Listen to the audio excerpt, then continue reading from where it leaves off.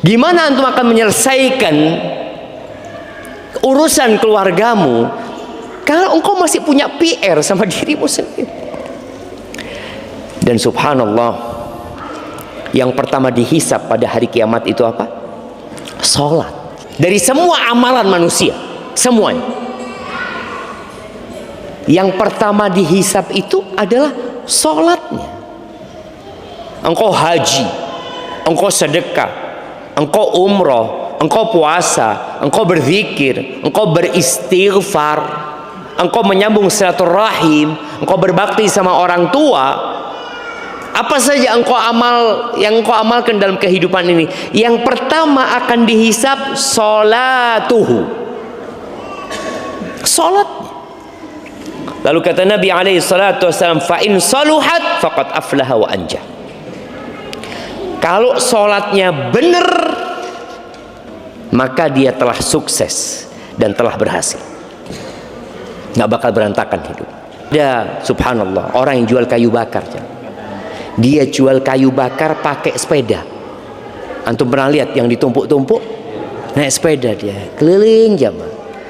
Akhirnya setelah itu dia jualan kayu yang besar-besar. Setelah itu subhanallah dia jualan akar-akar pohon. Lalu Allah berikan rizki kepada dia, dia bisa ekspor ke Jepang. Padahal dia tidak bisa membaca dan menulis, buta huruf.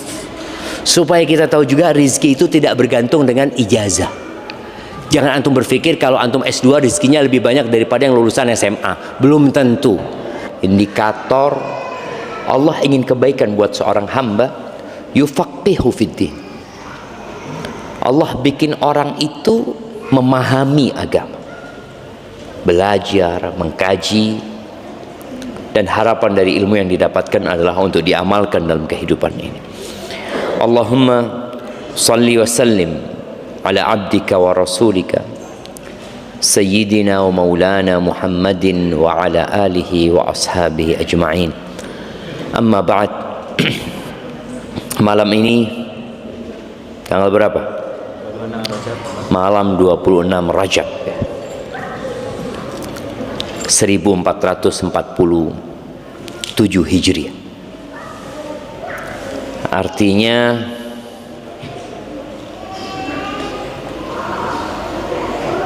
tahun 1447 Hijriah itu menunjukkan hijrahnya Nabi Muhammad SAW. Tapi kalau bicara diutusnya Nabi Muhammad SAW, maka 1400 berapa jam? 60. Rasulullah SAW diutus ketika berumur 40 tahun. Lalu beliau berhijrah setelah 13 tahun dari dakwah beliau di kota Mekah Al-Mukarramah. Maka dari diutusnya Nabi Muhammad SAW, tahun ini adalah tahun 1460 Hijriah. Sebagian umat Islam mungkin ada yang merayakan Isra dan Mi'raj. Ada di antara mereka yang berusaha untuk mengingatkan umat Islam dengan kewajiban sholat 5 waktu. Padahal seharusnya kita mengingatkan orang untuk sholat itu ya setiap saat. Dan tanda peringatan sholat itu setiap hari adalah dengan dikumandangkannya azan.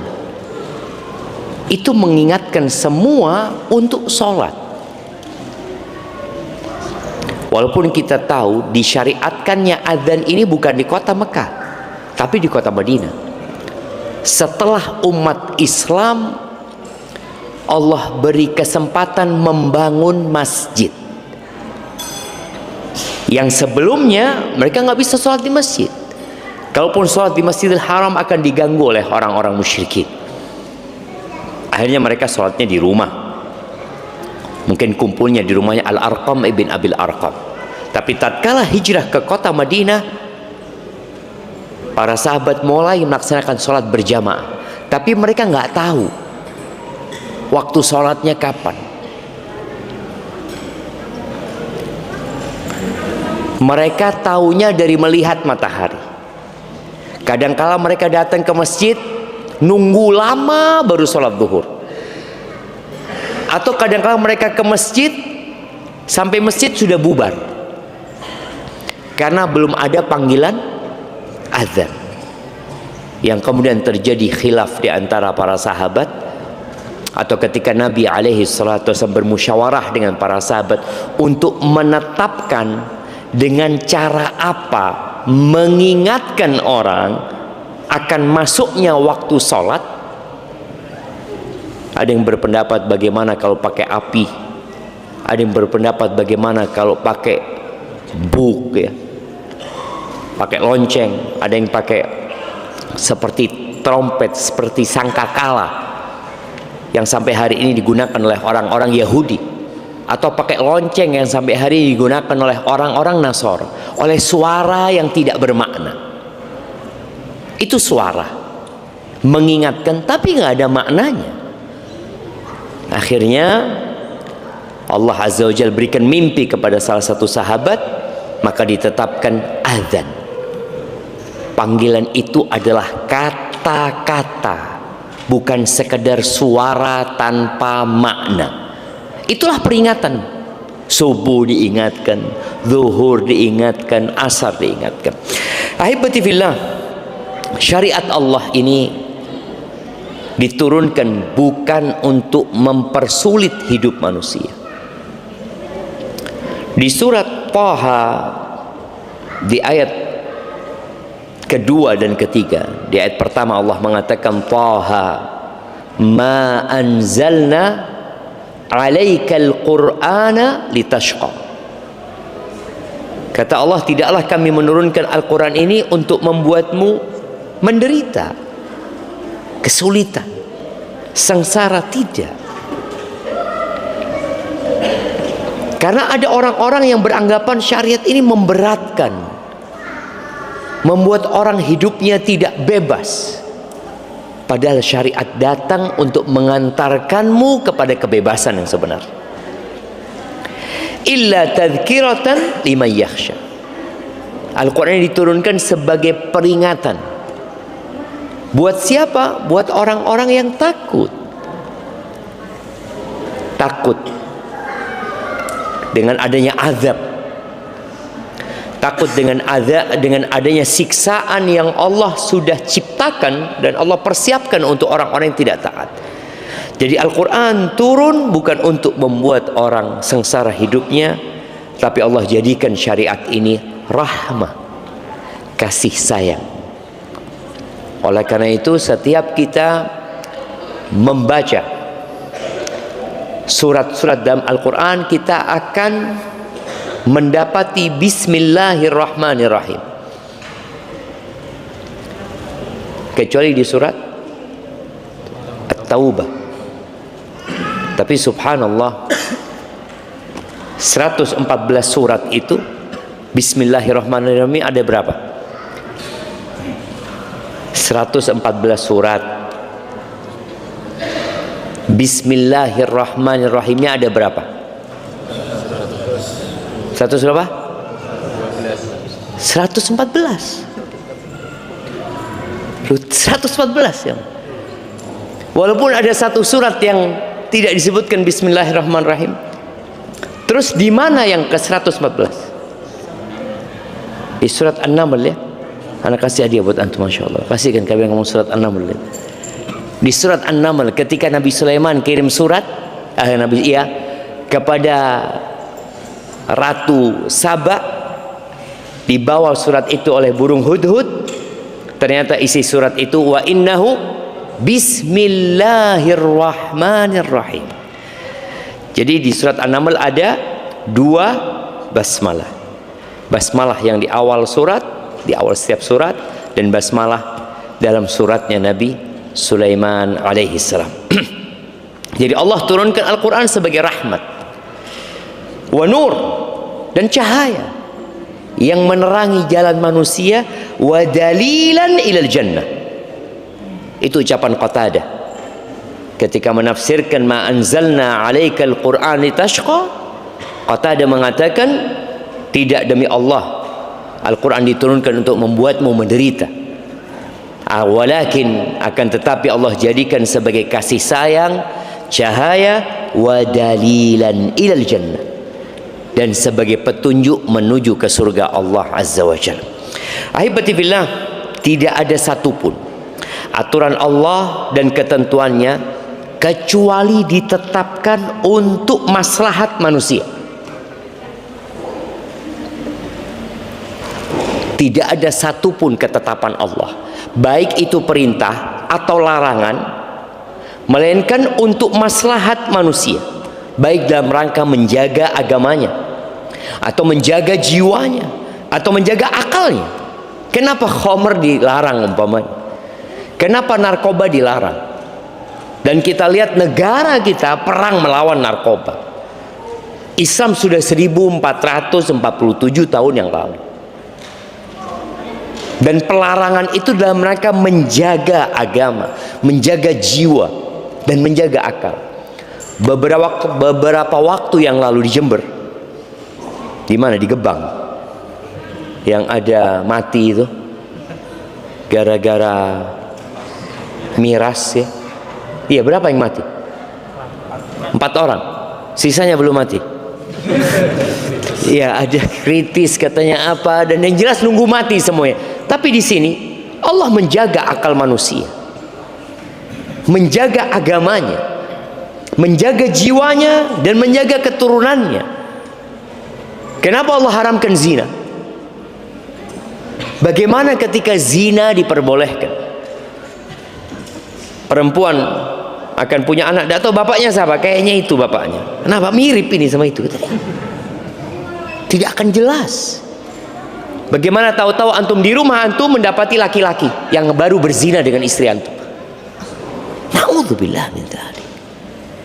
Allah jaga kehidupan ini. Dan untuk menjaga harta, kenapa dilarang riba? Kenapa dilarang merampok, mencuri?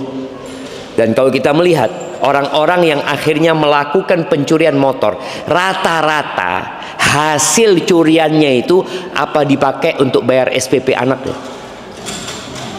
Jemaah, curanmor itu kira-kira hasilnya dipakai apa? Dipakai judol, dipakai miras, dipakai berzina. Maka subhanallah, Al-Quran dan syariat Allah turun ini benar-benar untuk kebutuhan manusia. Dan Allah tidak butuh dengan kita. Allah nggak butuh antum datang ke masjid ini. Ketika dikumandangkan azan di masjid-masjid yang lalu kita mendengarkan, jangan pernah berpikir oh Allah butuh kita datang ke masjid. La. Allah Azza wa Jalla berfirman di surat Fatir ayat 15, ya ayyuhan nas, wahai umat manusia, antumul fuqara'u ilallah. Kata Allah, kalian itu yang membutuhkan Allah, kalian fakir. Tatkala Allah bikin sumbatan di jantung antum, tatkala Allah buat yang namanya ginjal tidak berfungsi, tatkala Allah buat empedu itu nggak lagi ada fungsi, kemana kita akan pergi? Kedua mata yang Allah berikan, Allah bisa ambil. Tidak sedikit orang-orang yang hidup dapat melihat, tapi di tengah perjalanan hidupnya Allah ambil kedua mata. Jadi ingat, kita yang butuh sama Allah Azza wa Jalla. Wallahu wal ghaniyul hamid. Allah yang maha kaya dan maha terpuji, tidak butuh dengan ibadah kita. Dalam sebuah hadis yang diriwayatkan oleh Imam Muslim, Rasulullah sallallahu alaihi wasallam mengatakan, qala Allahu Azza wa Jalla, Allah berfirman, yang disebut dengan hadis qudsi. Apa kata Allah? Ya ibadi, innakum lan tablughu dhurri aw dharri fatadurruni wa lan tablughu naf'i fatanfa'uni. Wahai hamba-hambaku, kalian tidak akan pernah mampu mencelakai aku, menimpakan bahaya kepada Allah, menimpakan musibah kepada Allah. Nggak bakalan bisa. Dan kalian juga tidak akan pernah mampu memberikan manfaat kepadaku, kata Allah Azza wa Jalla. Tak bakalan. Lillahi mulkus samawati wal ard. Milik Allah kerajaan langit dan bumi. Bumi yang kita pijak, rumah yang kita tempati, motor yang kita kendarai, berangkas yang kita isi uang di sana, tabungan-tabungan kita, milik siapa? Lillah. Milik Allah Azza wa Jalla. Kalaupun antum dikasih hak kepemilikan, sebenarnya itu hanya HGB. HGB. Hak guna bangunan. Kalau motor hak guna HGM. Hanya nggak milik, hanya memakai saja. Engkau pakai, selesai kembalikan. Dan kita melihat tatkala Rasul sallallahu alaihi wasallam menyembelih seekor kambing. Sebagian kita itu nyembelih kambing kalau akikah doang ya. Kalau enggak kurban. Nabi alaihi salatu wasallam kadang-kadang nyembelih kambing untuk dibagikan saja. Beliau nyembelih kambing dan ngomong sama Aisyah, bagikan. Akhirnya Rasulullah SAW pulang ke rumah. Beliau bertanya kepada Aisyah, "Mada baqiya?" Apa yang tersisa dari kambing kita? Kata Aisyah radhiyallahu taala anha, tinggal dhira, tinggal kaki depannya aja. Satu kaki depan. Ini sebuah cara pandang yang keliru. Maka Nabi alaihi salatu wasallam mengatakan kepada Aisyah, baqiya kulluha illa dhira'uh. Yang tersisa semua kambing itu kecuali kaki depan. Ternyata yang disedekahkan itu yang jadi milik, itu yang milik kita. Yang kita makan jadi kotoran, selesai. Maka Allah nggak butuh dengan ibadah kita. Kita yang membutuhkan. Siapa yang patuh, ya dia menyelamatkan dirinya sendiri, dan siapa yang menolak, ya dia merusak kehidupannya sendiri. Ahibati fillah, carut marut kehidupan. Kalau tema kita hari ini, karena ini hidupmu berantakan. Kita melihat dunia secara umum, lalu kita memandang kepada negeri kita, yang kalau mungkin bahasa berantakan tidak tepat ya. Kepala-kepala daerah, menteri-menteri yang akhirnya harus mendekam di penjara umpamanya. Ini kalau kita bicara secara negara. Kita melihat musibah yang datang silih berganti di berbagai tempat ya. Bicara masalah sosial, politik, ekonomi, dan semuanya berusaha untuk memberikan solusi. Setiap terjadi pergantian presiden, maka presiden yang baru akan berpikir apa solusi yang tepat. Ketika berganti gubernur, gubernur akan berpikir, dia tahu ada masalah di daerah kekuasaannya dan ingin memberikan solusi. Ketika terjadi pergantian bupati, dan boleh jadi sudah berulang kali berganti, tapi kok masalah itu seakan-akan tidak berhenti. Yang ada mungkin bertambah. Anak ketemu dengan salah satu perwira di kepolisian. Dia menyebutkan bahwasanya hampir atau seluruh penjara yang ada di Indonesia itu overload. Dan negara harus ngasih makan tuh penjahat-penjahat. Ada yang ngasih makan penjahat selama 15 tahun. Ada yang ngasih makan penjahat selama 20 tahun. Itu negara yang kasih makan. Dan dia mengatakan sebenarnya bukan negara, Ustaz. Rakyat yang memberi makan penjahat-penjahat itu. Iya. Maka akhirnya ada perubahan KUHP ya. Ada KUHAP juga yang dirubah. Semua berusaha untuk mencari solusi agar negeri ini tidak berantakan. Tapi itu mungkin permasalahan yang terlalu besar untuk kita bicarakan. Di rumah tangga kita, dalam kehidupan pribadi kita, kadang-kadang kita melihat masalah kita juga nggak selesai-selesai gitu. Maka jangan pernah antum menyelesaikan masalah yang besar sebelum menyelesaikan masalah diri antum sendiri. Karena ada cerita seorang yang mengatakan dia ingin merubah dunia. Bertahun-tahun dia berusaha untuk memikirkan bagaimana cara merubah dunia ini supaya lebih baik. Ternyata dia nggak berhasil. Akhirnya dia berpikir, aku akan merubah negeriku untuk menjadi lebih baik. Setelah bertahun-tahun dia nggak sukses. Kemudian dia berpikir, aku akan merubah kotaku. Berusaha dia untuk merubah kotanya untuk menjadi lebih baik, tidak sukses. Akhirnya dia berusaha untuk merubah kampungnya dan kembali tidak sukses. Lalu setelah dia agak tua, dia merasa ternyata aku harus merubah keluargaku sendiri. Tapi ternyata juga masih berantakan. Baru dia sadar ternyata yang aku harus lakukan adalah merubah diriku sendiri. Jadi semua dimulai dari diri kita. Kemudian baru keluarga kita. Gimana antum akan menyelesaikan urusan keluargamu kalau engkau masih punya PR sama dirimu sendiri? Dan subhanallah, yang pertama dihisap pada hari kiamat itu apa? Salat. Yang pertama dihisap itu adalah salat. Dalam hadis yang diriwayatkan oleh Abu Dawud dan Tirmidzi dan Imam Nasa'i dari Abu Hurairah radhiyallahu taala anhu, Nabi alaihi salatu wasallam bersabda, Inna awwala ma yuhasabu bihil abdu yaumal qiyamati min amalihi salatuhu. Dari semua amalan manusia, semuanya, yang pertama dihisap itu adalah salatnya. Engkau haji, engkau sedekah, engkau umroh, engkau puasa, engkau berzikir, engkau beristighfar, engkau menyambung silaturahim, engkau berbakti sama orang tua. Apa saja yang engkau amalkan dalam kehidupan ini, yang pertama akan dihisap salatuhu, salatnya.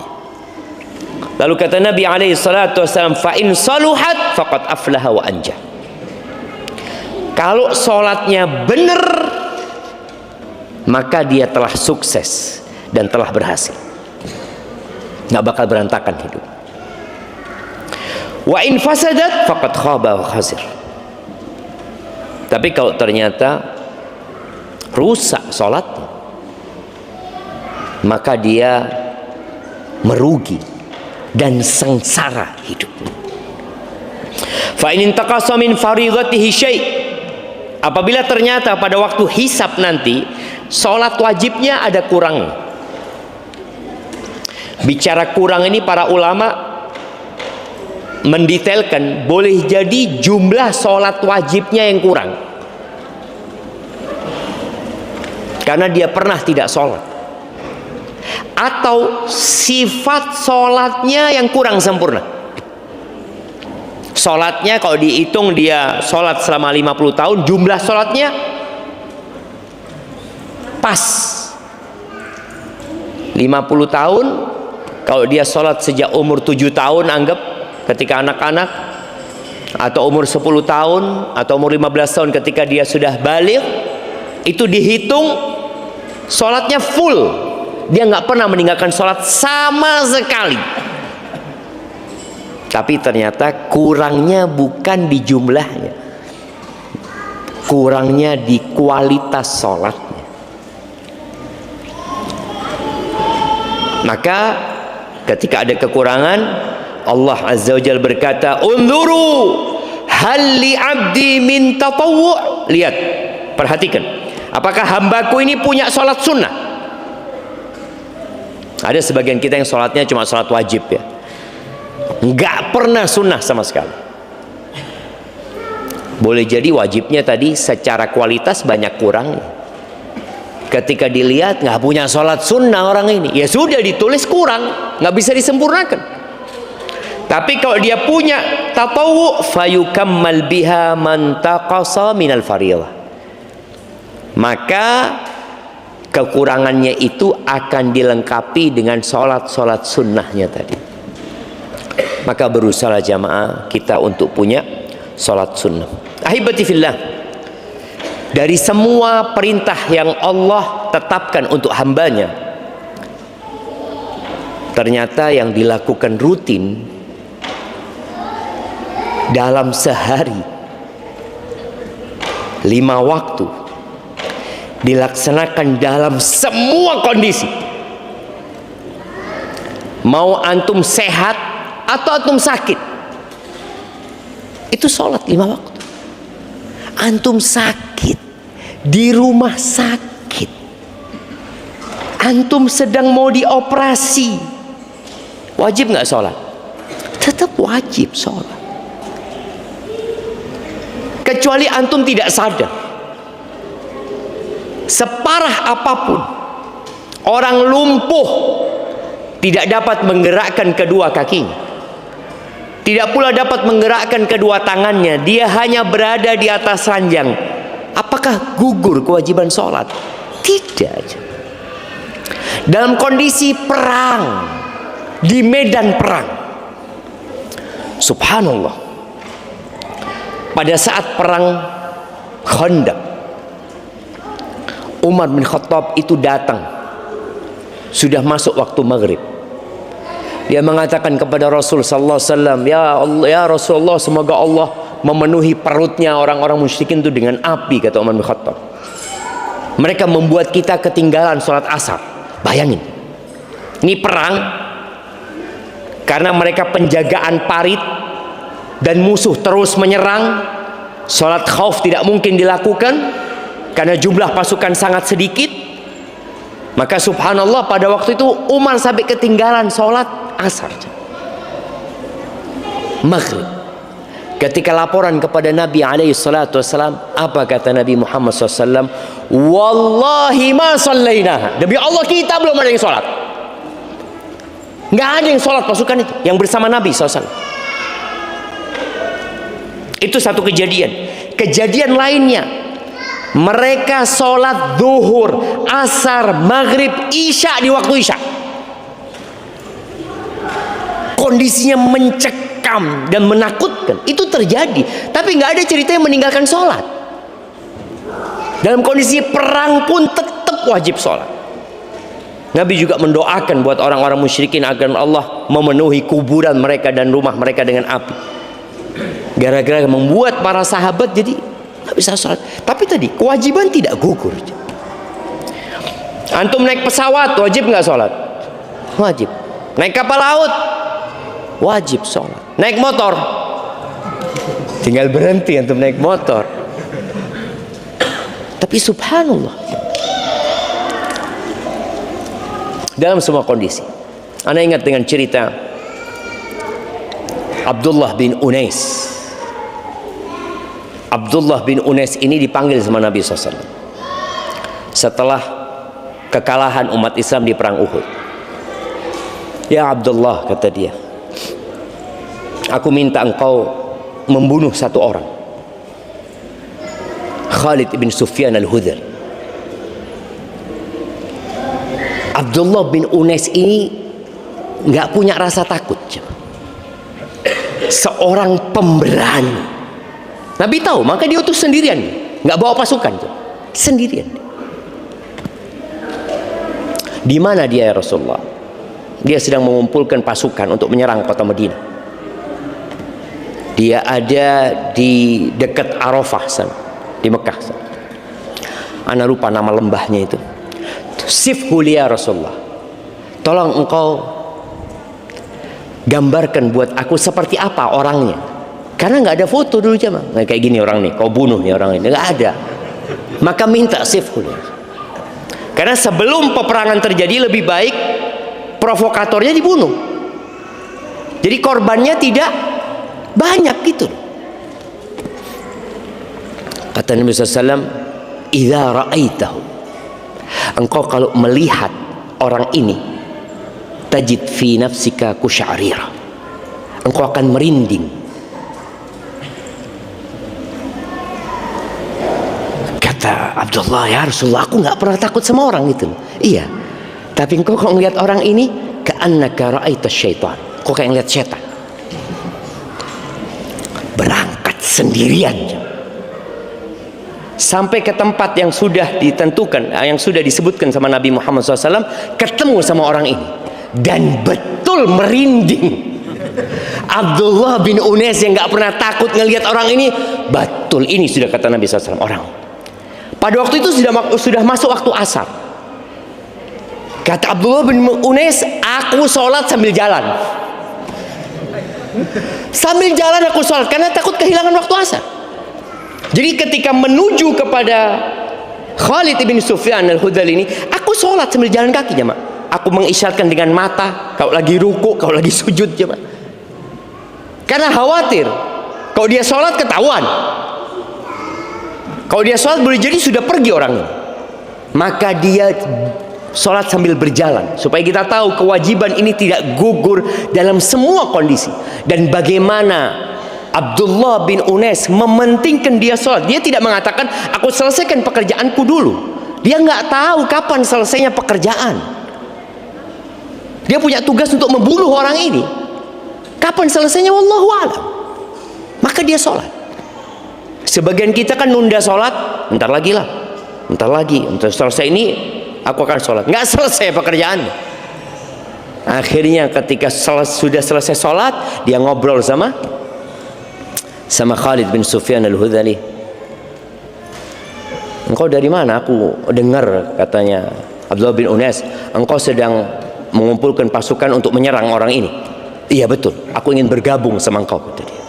Oh bagus, kata dia. Akhirnya jalan, ini lagi mau bikin tenda buat ada perempuan-perempuan di sana jemaah. Sambil jalan dipotong kepalanya jemaah. Terus pulang ke kota Madinah. Sampai kota Madinah, Nabi SAW melihat Abdullah bin Unais. Lalu beliau mengatakan SAW, aflahal wajah. Ini wajah orang yang berhasil.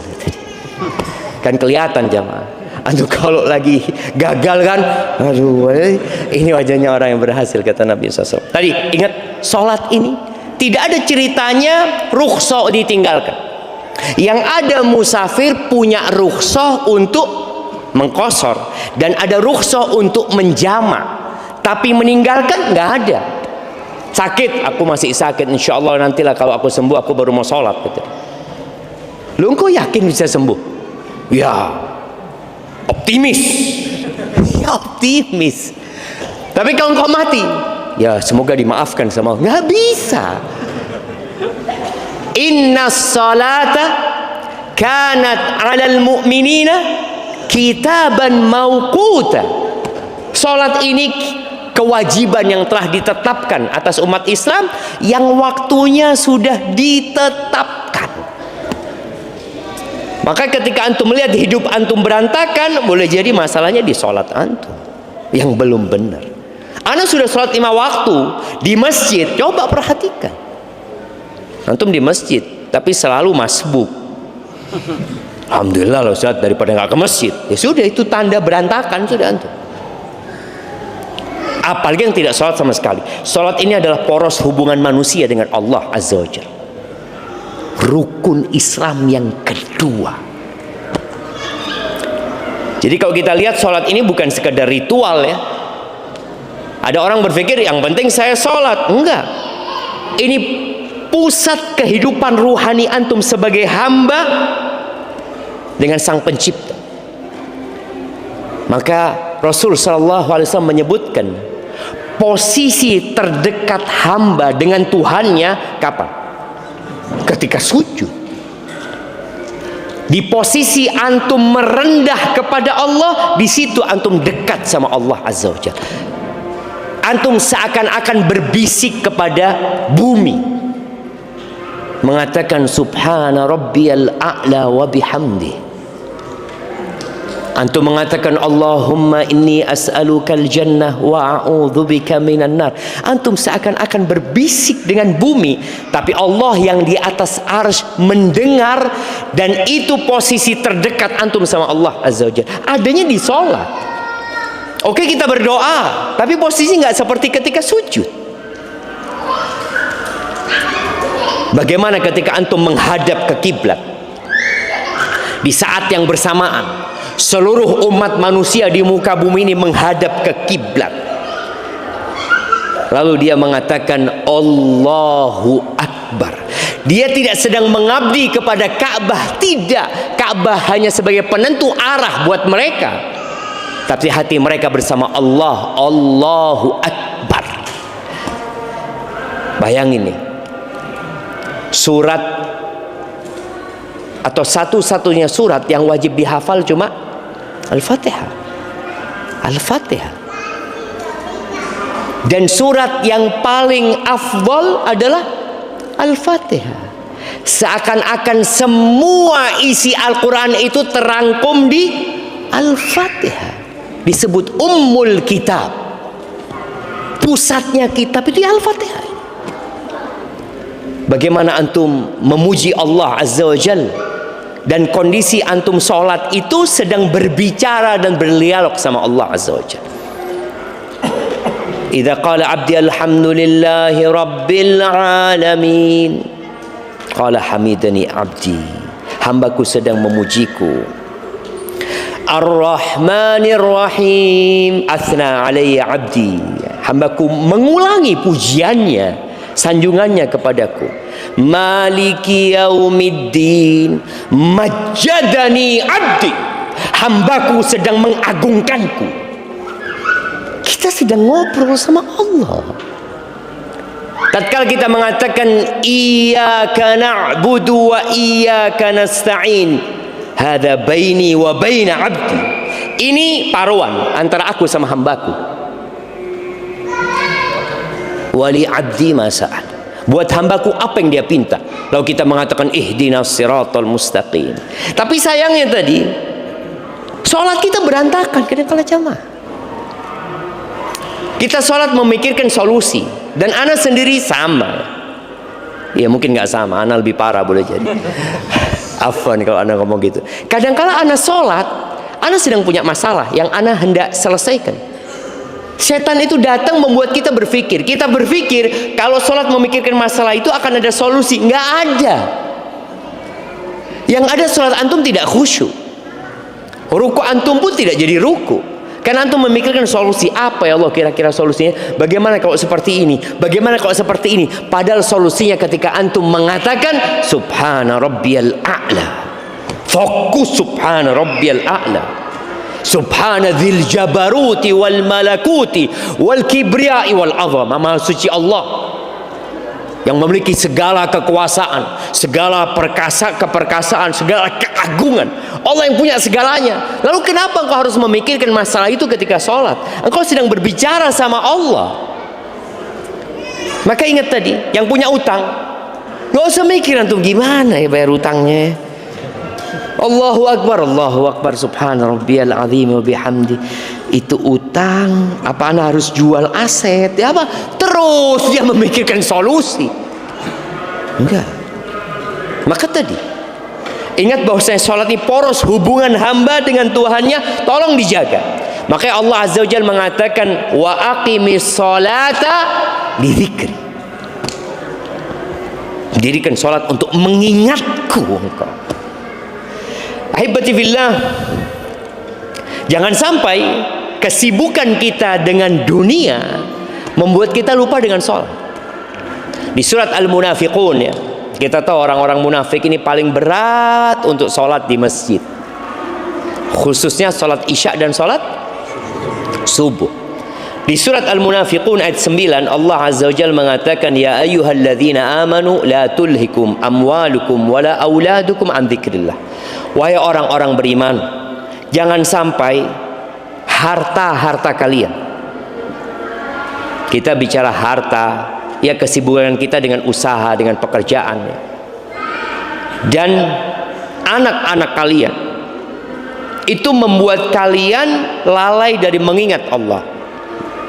Para ulama tafsir, sebagian mereka menafsirkan an dzikrillah anis salawatil khams, tentang sholat 5 waktu. Jadi itu zikir yang wajib. Zikir yang lainnya boleh sunnah, tapi zikrullah yang wajib sholat 5 waktu. Dan Allah tidak minta banyak, 5. Dari 24 jam yang diminta cuma berapa menit ya. Kalau kita sholat ke masjid lah yang laki-laki, sholatnya berapa menit? Ya mungkin 10 menit.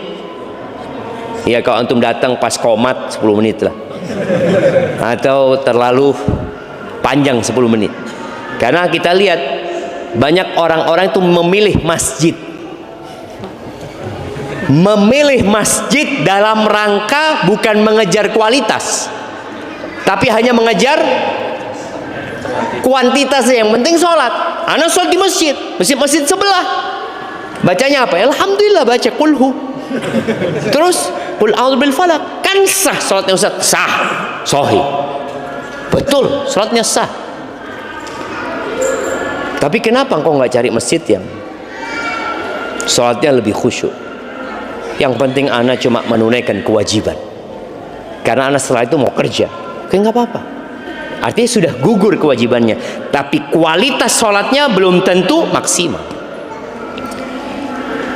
Yang kedua, orang yang meninggalkan sholat. Kalau tadi kita bicara sholat itu adalah poros hubungan hamba dengan Allah Azza wa Jalla, dan itulah zikrullah yang wajib.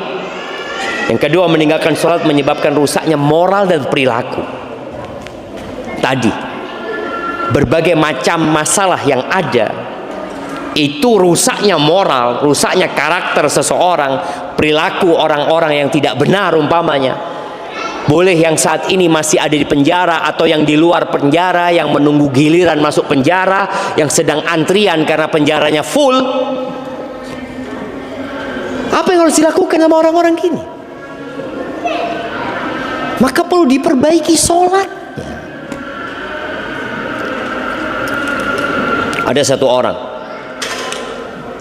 kerja di KPK, kerja di MK, kerja di berbagai macam lah, dia di Jakarta. Dia ngomong, Ustaz, kalau lihat Ustaz, orang-orang ini sholat duhurnya full di masjid Ustaz, tapi kelakuannya belum benar. Berarti sholatnya belum benar. Kalau sholat duhur di masjid, sejak zaman dulu orang-orang munafik sholat duhur di masjid. Asar di masjid, sejak dulu. Maghrib dulu. Isya sama subuh ini yang perlu diperhatikan. Nanti kalau bicara ibadah yang berat dilakukan, itu orang munafik akan sulit untuk mengerjakannya kecuali dalam kondisi kusala, malas, ria'an nas, ria'. Berarti sholatnya belum benar. Fawailul lil musallin alladzina hum an salatihim sahun, alladzina hum yura'un. Celaka tuh orang salat. Wa yamna'unal ma'un. Kenapa mereka celaka salat? Yang pertama, mereka asal-asalan salatnya. Yang kedua, riya. Yang ketiga, tidak baik dengan manusia. Wa yamna'unal ma'un. Tetangganya pinjem barang yang sebenarnya nggak akan berkurang. Contoh pinjem selang. Kira-kira kalau selang dipinjem 5 meter, baliknya jadi berapa? Jadi 4 meter. Kan enggak jamaah, tetap 5 meter gitu. Tapi ada orang yang bakhil jamaah. Ada sholat itu tidak merubah perilaku dia, ada masalah sama dia. Allah Azza wa Jalla berfirman di surat Al-Ankabut ayat 45, Inna salata tanha anil fahsya'i wal munkar. Sesungguhnya salat itu mencegah dari perbuatan keji dan mungkar. Ana masih ingat ya,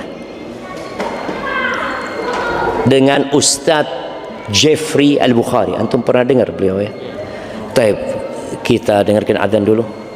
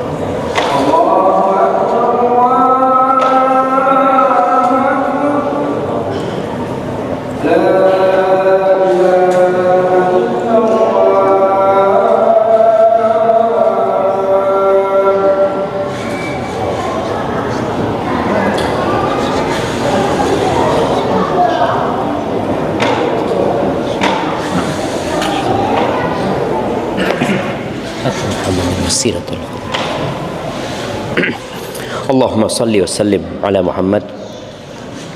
Ya, Ustaz Jeffrey Al-Bukhari rahimahullahu ta'ala, beliau sempat ngobrol sama ana waktu ana di Madinah ya. Dia sempat rusak, dia ngomong, sempat akhirnya salah pergaulan. Tapi dia ngomong satu yang gak pernah ana tinggalkan, sholat, kata dia. Jadi pada saat dia sama kumpul sama teman-temannya yang gak benar, ketika masuk waktu sholat, ana mesti sholat, kata dia.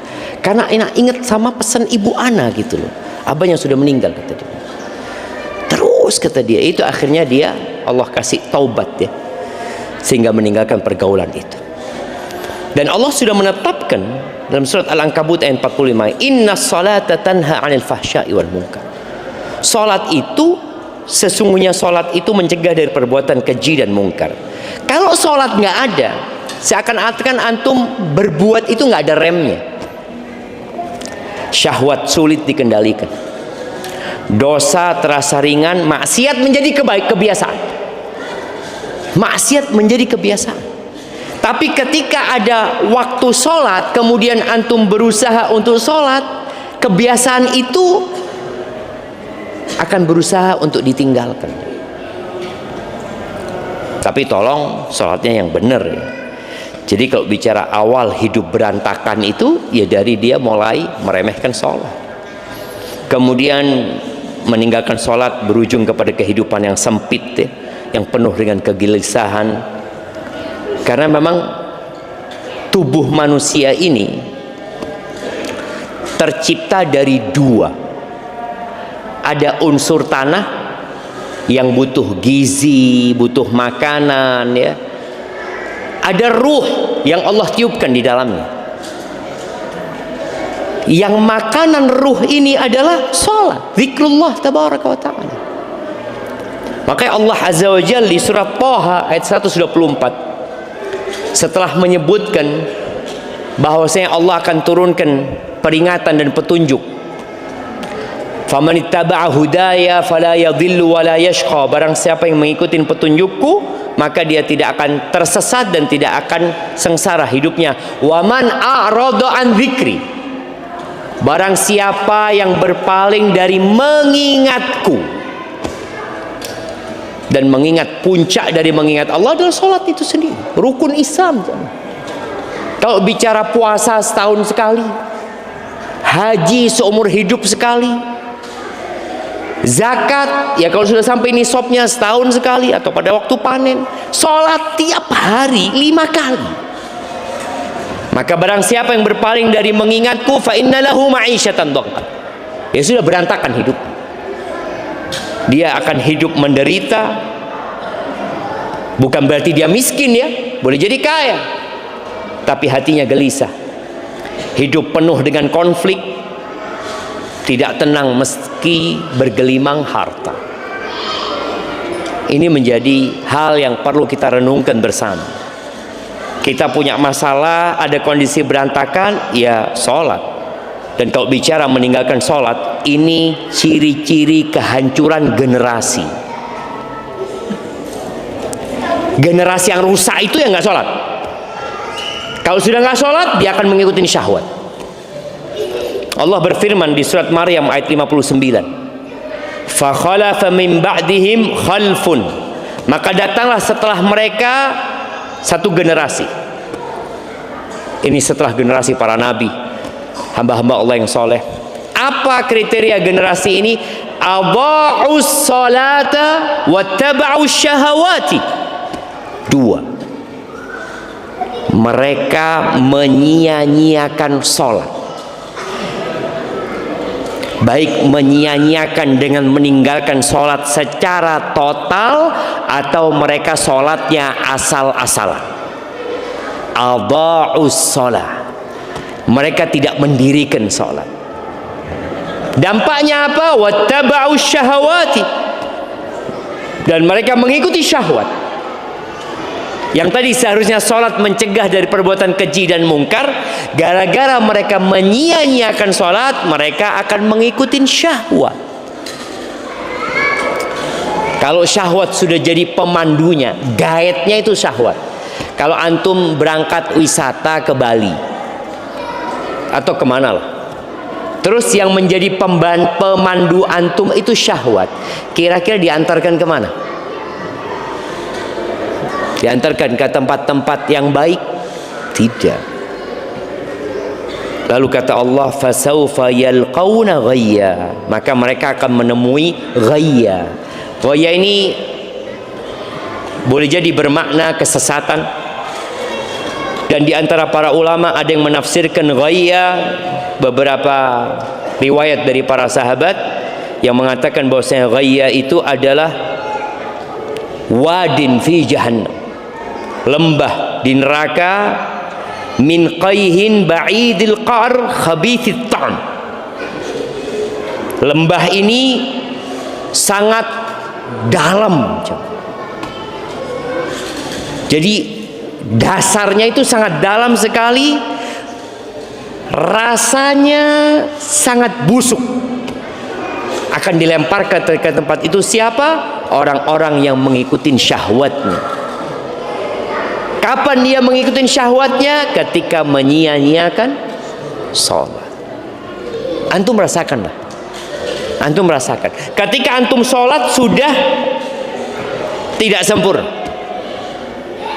posisinya antum akan mudah mengikuti syahwat. Sholat sudah nggak khusyuk. Tadi sholat ya masbuk, yang awalnya sering sholat ke masjid, tahu-tahu sholatnya di rumah. Ya kan tetap sah Ustaz. Oh iya, tapi di masjid antum dapat 27. Di masjid setiap langkah antum jadi pahala, jadi penghapusan dosa, diangkat derajat. Nabi aja sallallahu alaihi wasallam hampir-hampir membakar rumah orang-orang yang nggak jamaah ke masjid. Kalau bukan karena ada wanita dan anak-anak udah dibakar tuh. Maka tolong perhatikan sholat. Pokoknya kalau antum sholatnya bener, yakin urusan antum nggak berantakan. Kalau antum mengatakan anak sholat 5 waktu di masjid, belum tentu benar. Yang tahu dengan kualitas sholat antum diri antum. Orang tahu, oh fulan masya Allah Ustaz 5 waktu di masjid Ustaz, belum azan sudah di masjid. Jamaah pada pulang semua, dia belum pulang. Kenapa? Mikiri utang masih belum pulang dia, umpamanya seperti itu. Arti ada masalah dia. Boleh jadi sholatnya mikirin utang, sholatnya pun dia sedang memikirkan hutangnya. Nah, kemudian meninggalkan sholat ini termasuk pembeda antara iman dan kekafiran. Jadi kalau bicara dosa besar, di antara dosa zina, minum, macam-macam itu jamaah, sholat ini, orang kalau meninggalkan sholat, keislamannya diragukan. Ada sebagian mengatakan muslim, ada yang mengatakan sudah keluar dari Islam, dia diminta untuk bertobat. Kalau tidak mau tobat, dipenggal kepalanya, murtad. Dalam mazhab Syafi'i enggak, dibunuh tapi tidak murtad, baik hukuman saja buat dia. Dan yang jelas kalau antum nggak sholat atau sholatnya berantakan, maka akan hilang berkah dalam kehidupan kita. Rumah tangga antum, kehidupan usaha dan kerjaan antum. Tapi kalau orang jaga sholat, apapun masalahnya insya Allah bisa dikontrol. Sholat ini mengajarin kita disiplin. Waktunya ditetapkan. Sebelum waktu, umpamanya antum, ana mau sholat duhur Ustaz, insya Allah besok jam 10 Ustaz. Supaya apa? Supaya termasuk orang yang mensegerakan sholat, pahalanya lebih banyak. Nggak bisa. Antum mau sholat jam 10 nggak diterima. Sholat duhur jam 4 nggak diterima. Waktunya sudah ditetapkan. Anak kayaknya sholat subuh besok, mulai besok anak sholat subuh insya Allah 7 rakaat. Kenapa kata dia? Anak banyak dosanya Ustaz. Ditambah dosa lagi untuk 7 rakaat. Karena sholat sudah ditetapkan jemaah. Barakallahu fiik. Jadi ahibati fillah, jangan pernah memutuskan hubungan sama Allah. Ingat ketika antum tidak sholat, antum memutuskan hubungan sama Allah Azza wa Jalla. Antum mengundang kegelisahan dalam hidup antum. Antum sedang menghancurkan rumah yang antum bangun. Tadi bahasanya hidup antum akan berantakan. Tapi kalau sholatnya benar, semuanya benar. Ingat, bicara sholatnya benar itu bukan hanya bicara jumlahnya yang benar, bukan hanya pelaksanaannya di masjid, tapi bagaimana kita menghadirkan ruh dalam sholat itu dengan kekhusyuan itu sendiri. Barakallahu fikum. Taib, ini ada pertanyaan yang masuk. Assalamualaikum WRWB.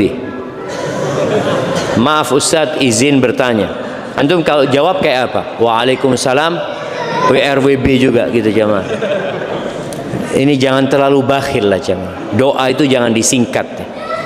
Assalamualaikum warahmatullahi wabarakatuh. Tentunya beda ketika antum menulis Assalamualaikum warahmatullahi wabarakatuh dan tulisan antum nanti ditimbang di mizan pada hari kiamat, berbeda dengan tulisan Assalamualaikum WRWB.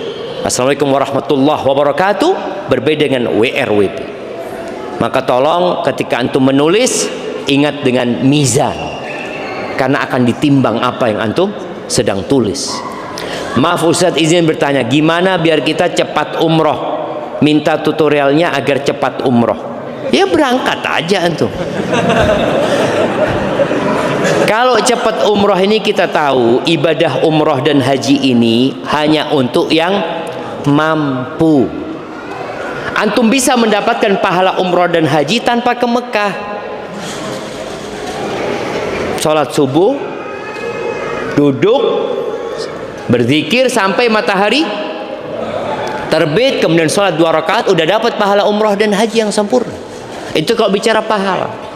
Tapi kalau untuk bicara anak ingin umroh Ustaz, anak ingin ke Mekah, anak ingin melaksanakan tawaf di Baitullah, anak ingin sa'i di sana, bagaimana supaya bisa cepat ke sana? Ya antum nabung. Nabung. Jangan berpikir seperti orang-orang yang ikut judol, kalau menang nanti saya mau umroh. Tidak jamaah. Karena ada orang-orang kayak gitu jamaah. Dia berpikir nanti saya mau umroh Ustaz, kalau menang gitu kan. Enggak. Jadi antum nabung, niat, dan semoga Allah mudahkan. Sambil terus berdoa ya. Dan ana doakan yang belum bisa berangkat umroh segera umroh jamaah. Bismillah. Afwan Ustaz, izin bertanya. Qadarullah, bulan ini saya terkena efisiensi karyawan di kantor. Awal saya bekerja di perbankan selama 10 tahun. Lalu saya hijrah dan membuka usaha kecil-kecilan di rumah. Dan beberapa barang terjual untuk kebutuhan hidup karena penghasilan dari toko tidak cukup untuk biaya pendidikan dan rumah tangga. Lalu saya mendapat pekerjaan lagi di lembaga sosial. Harapan saya bisa bekerja sambil belajar untuk tabungan akhirat. Dan di tahun ini saya terdampak efisiensi karyawan sehingga harus diberhentikan. Pertanyaan saya, apakah ini merupakan dampak dari dosa-dosa saya di masa lalu dan keputusan-keputusan yang tanpa dipikir dan menyebabkan hidup saya berantakan? Mohon nasihatnya dan pencerahannya Ustaz. Iya, yang pertama Anda minta maaf sebelumnya buat teman-teman yang tatkala dia punya masalah, dia berpikir ini gara-gara masa lalu. Boleh jadi gara-gara masa lalu, tapi boleh jadi karena dosa antum hari ini. Jangan pernah berpikir antum sudah selesai. Sejak anak hijrah, anak sudah nggak pernah berbuat dosa Ustaz. Jadi kalau ada masalah, dosa masa lalu, masalah dosa masa lalu. Ini menunjukkan ada ujub di diri antum. Seakan-akan itu udah nggak berbuat dosa lagi gitu. Iya, maksudnya anak nggak berbuat dosa besar. Kalau dosa kecil masih terus-terusan Ustaz. Iya, dosa kecil ini kalau terus-terusan dilakukan jadi besar. Maka apa yang antum alami, antum harus meyakini itu terjadi karena takdir Allah Azza wa Jalla. 50.000 tahun sebelum penciptaan langit dan bumi sudah dicatat antum akan diberhentikan. Sudah ada. Tatkala antum diberhentikan, apa yang seharusnya antum katakan? Inna lillah, sesungguhnya kami itu milik Allah, wa inna ilaihi rajiun, dan sesungguhnya kami akan kembali kepada Allah Azza wa Jalla. Lalu katakan, Allahumma jurni fi musibati, ya Allah berikan pahala di musibahku ini, wa akhlif li khairan minha, dan berikan kepada aku ganti yang lebih baik. Ketika antum kena musibah, baca itu. Baik, yang kedua, Bicara rizki, ingat rizki antum bukan di tempat kerja itu. Rizki antum ada di langit. Di antara yang membuka pintu langit adalah beristighfar. Orang itu banyak berpikir ya harus bekerja. Iya, tapi tidak semuanya harus bekerja. Berapa banyak orang yang dapat rizki nggak kerja? Iya Ustaz, dia dapat warisan, ya alhamdulillah. Loh iya coba, ada kan orang nggak kerja. Ana masih ingat di Surabaya pas Sidoarjo, ada anak SMA aja. Tahu-tahu dia dapat kiriman di rekeningnya 475 miliar. Anak SMA, sudah kerja apa belum? Belum. Ternyata bapaknya mati. Dan itu pembagian warisan. Tapi setelah ditransfer itu langsung rekeningnya diblokir sama bank. Ini apa ini? Sahih. Tapi tadi ketika kita berpikir rizki itu dengan bekerja saja, enggak. Bekerja salah satu sebab mendapatkan rizki. Di antara pintu rizki itu adalah bertobat dan beristighfar. Nabi Nuh ketika berkata kepada kaumnya alaihi salam, "Faqultu astaghfiru rabbakum innahu kana ghaffara yursilis samaa 'alaikum midrara wa yumditkum bi amwal." Allah akan kasih buat kalian amwal, harta, wa banin, anak-anak, wa yaj'al lakum jannatin wa yaj'al lakum anhara. Allah akan buatkan untuk kalian sungai-sungai, kebun-kebun. Istighfar. Maka tadi buat teman-teman yang punya masalah selesai sholat, duduk istighfar. Ada istighfar setelah sholat yang 3 kali, ada istighfar umum. Antum duduk. Dan usahakan antum punya waktu istighfar. Yang duduk istighfar, enggak, saya istighfarnya sambil jalan, enggak apa-apa. Sambil jalan, sambil nyapu, tapi antum perlu punya waktu yang menghayati istighfar antum. Bagaimana Abdullah bin Umar bin Khattab radhiyallahu taala anhuma menghitung, atau sahabat yang lainnya juga. Rasulullah sallallahu alaihi wasallam sekali duduk, beliau mengatakan, "Rabbighfirli wa tub alayya innaka antat tawwabur rahim." Rabbighfirli wa tub alayya innaka antat tawwabur rahim. 100 kali ya. Sekali duduk. Antum coba lakukan itu. Dan Nabi alaihi salatu wasallam kalau sudah mengamalkan sesuatu, beliau akan jaga itu amalan. Idza amila amalan athbatahu. Maka berusaha. Jadi tadi antum di PHK, alhamdulillah. Kenapa alhamdulillah antum punya waktu untuk istighfar? Waktu antum yang biasanya untuk kerja dari jam 8 atau sampai jam 4, antum gunakan jam 8 sampai jam 4 duduk istighfar. Waduh, insya Allah bisa nggak jam? Kadang-kadang kita berpikir, ngapain istighfar? Lo ngapain? Antum sedang cari rizki. Itu juga pintu rizki. Tawakal. Boleh jadi di antara yang membuat rezeki antum sempit dan hidup antum berantakan, antum menggantungkan kepada manusia, menggantungkan kepada sebab, lupa dengan pencipta sebab. Allah musabbibul asbab. Itu semua hanya sebab tadi. Ada orang yang bekerja jamaah, subhanallah. Ana masih ingat ya, ketika ana mahasiswa di Madinah, ya banyaklah tanggungan, banyak tanggungan. Tahu-tahu ada orang datang ngurus jemaah haji. Ya dia cuma telepon anak, "Ustaz bisa ketemu Ustaz?" Anak ngomong, "Ahlan wasahlan." Datang kepada dia, terus dia kasih amplop sama Ustaz. "Apa ini bang?" "Hadiahlah buat Ustaz," kata dia. "Ya Allah zaklah." Anak buka, isinya $1.000. $1.000 sekarang 16 juta. Ya Allah, mahasiswa dapat duit segitu jemaah. Allahu Akbar. Nggak ada kerjaan yang Anda lakukan. Tapi tadi tatkala kita minta sama Allah, rizki akan datang dari arah yang tidak sangka-sangka. Yang pernah Ana sampaikan ketika selesai pulang dari umroh, Ana COVID, nggak bisa umroh, pulang, akhirnya ya Ana menanggung utang ya, Ana sampai utang sama istri Ana pada saat itu, nggak punya uang, saudara. Tahu-tahu ada orang yang WA Ana, Ustaz, Umi minta nomor rekening Ustaz. Buat apa bang, kata dia. Nggak tahu, kayaknya ya mungkin dia tahu Ana sedang susah. Tahu-tahu dia kirim 30 juta. Ana lihat, mana? Ana berpikir di mana ada orang mau ngasih duit 30 juta. Mungkin kalau kerja, ngisi ceramah, mereka kasih amplop, oke, itu mungkin masih dipikirin. Ini nggak ada apa-apa, jamaah. Tidak ada apa-apa.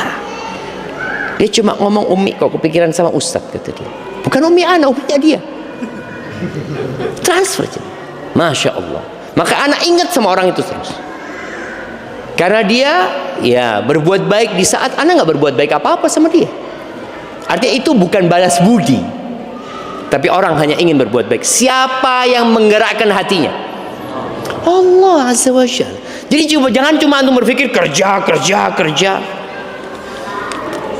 Ada orang kerja terus, tahu-tahu majikannya kabur, nggak dibayar. Ada jamaah, ada orang-orang yang kerja tapi nggak dibayar.